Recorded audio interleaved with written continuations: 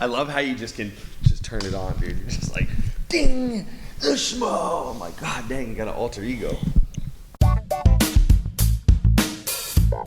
This is the Schmo with the pro with the number 8 welterweight in the world, the Maverick, Michael Chiesa.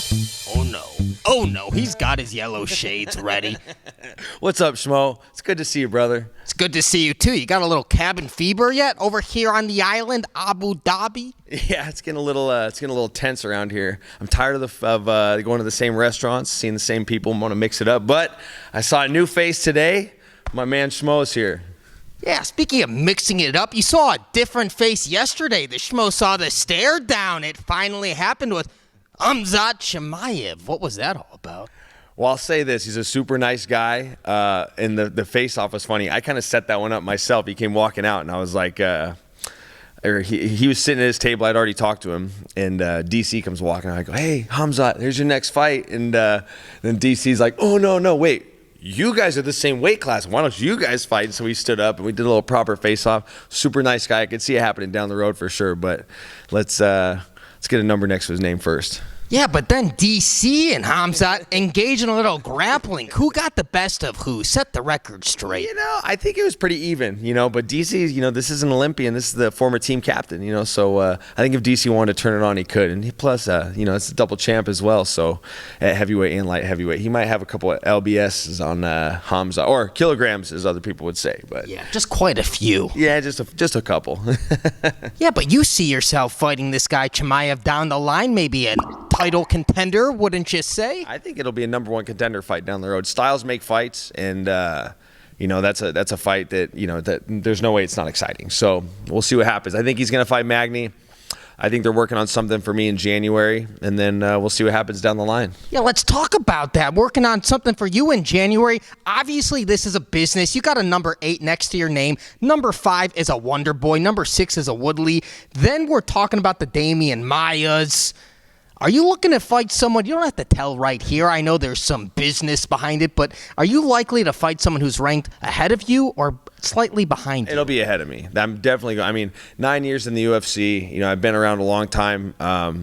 It actually might be a guy ranked higher than you think. They're working on something good for me, so we'll see what happens. I can't say much. Nothing's been offered, but there's been some talks, and if I get the fight I want, it'll be really exciting. Is Leon Edwards finally accepting a fight? I'm not saying he is or not. I'm not naming any names. What if it's a middleweight? I'm pretty big right now. I'm 207.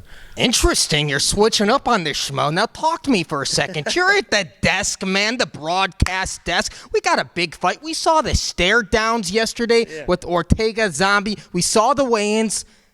Final prediction now that we've seen what we've seen. Well, first of all, this is no disrespect to Brian Ortega because I love the guy. He's awesome. But when I saw I didn't know he shaved his head, and I had heard that a former opponent of mine, and he's a buddy as well, James Vick, got released.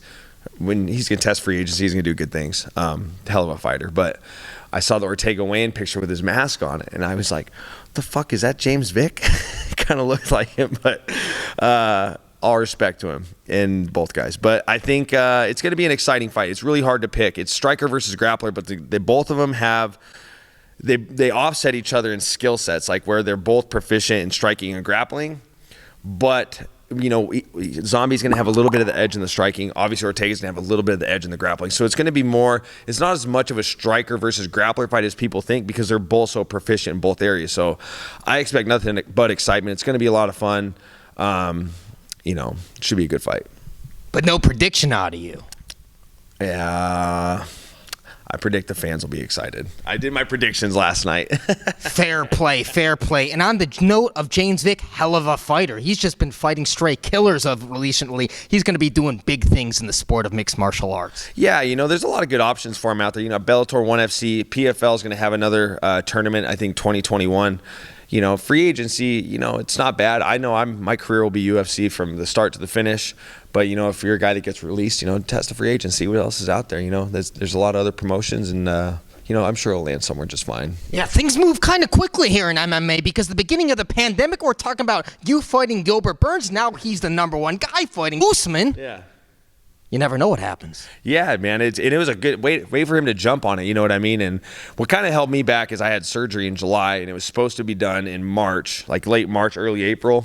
Pandemic hits, things get postponed. Kind of put my career on a double pause with the pandemic and the surgery and stuff. So, now we're just kind of recovering and coming back. But Burns, that's gonna be a hell of a fight. I'll give you a prediction on that one. I'm taking Burns over Usman for sure. I mean, that he's a buzzsaw, dude. And I think that when you look at the landscape of the sport and what history is always told, when teammates, or let's go back to when AKA had the 3 top contenders at 170 pounds, Josh Koscheck, John Fitch, and Mike Swick. Those guys were like, we'll never fight each other. It's just not going to happen. But maybe something happened in the training room between Burns and Usman that got Burns saying, you know what, I will fucking fight this guy. So who knows what it is. Nonetheless, it's going to be an exciting fight, but I got to go with Gilbert Burns. I'm always going to be biased towards the jiu-jitsu players for sure. Fair play. Where's your accent or, pronunciation? Is the Schmo wearing the yellow glasses? You can't put on those shades and give me nothing here. Listen, Schmo, I'm going to take you over to these mats over here to the left, and we're going to sort this out real quick. Got to get it before they come in. We got fighters getting ready here. Final message for the Maverick fans out there worldwide. Yeah, tune into the fights this week in 254. UFC 254, Justin Gaethje versus Khabib Nurmagomedov. It's going to be an exciting weekend this weekend. It's going to be an exciting weekend next weekend. 2 weeks left of Fight Island. 2 weeks left with me behind the desk. And then when I get back home, I'll be jumping into Camp Chiesa and hopefully get myself a fight by January. So tune into the Schmo, tune into the Mav.